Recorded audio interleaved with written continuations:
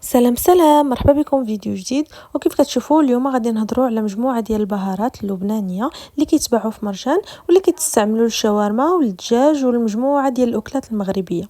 وقبل ما نبداو كيف كنقول لكم ديما لايك وكومونتير وما تنساوش تشاركوا عندي في لي باج ديالي انستغرام تيك توك فيسبوك وكذلك اليوتيوب، راه كنحط فيديوهات مطوله.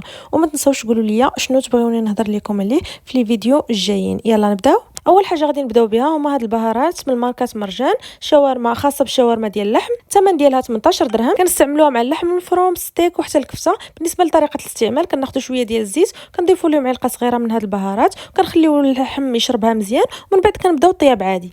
وثاني منتوج هو هذا السماق، الثمن ديالو 21 درهم.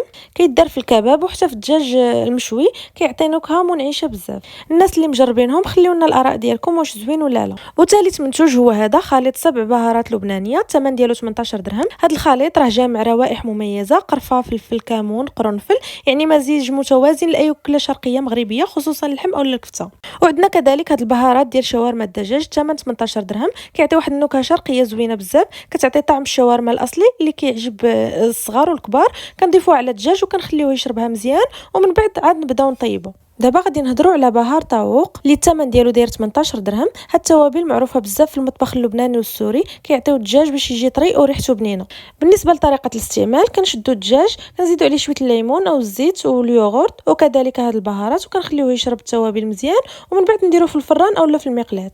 الناس اللي مجربينه كيقولوا بلي الريحه ديالو زوينه وكتعطي المذاق ديال المطاعم الشرقيه. دابا غندوزو لهاد المنتوج ديال الكبسه اللي هو من نفس لا مارك ديال مرجان، الثمن ديالو 18 درهم. بطبيعه الحال الكبسه اصلها من السعوديه والتوابل مخلطه بطريقه باش تعطيك داك الطعم الشرقي المميز. كنقدروا نستعملوها مع الرز مع الدجاج وحتى اللحم وكتعطي داك اللون والريحه الزوينه. ودابا ندوزو لاخر منتوج هو هذا الابزار الابيض من شركه سام، الثمن ديالو 41 درهم. يقدر يبان غالي شويه مقارنه مع الاخرين ولكن راه الكميه ديالو كبيره وجوده زوينه بزاف. الابزار الابيض معروف بانه كيعطي واحد النكهه خفيفه ولكن راقيه خصوصا مع الاطباق اللي ما كنبغيوش فيها اللون ديال الفلفل الاسود بحال مثلا الحوت، طاجين ديال الدجاج.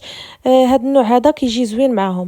وهذا النوع ديال سام مشهور بالنقاوه ديالو وهذه حاجه مهمه بزاف في التوابل. وكانت هذه لا فيديو ديال اليوم، كنتمنى تكونوا استفدتوا معايا شويه. خليوا لي لايك وكومونتير واقترحوا عليا شنو تبغيو تشوفوا في الفيديو الجايين. السلام عليكم ونتلاقاو في الفيديو الجاي.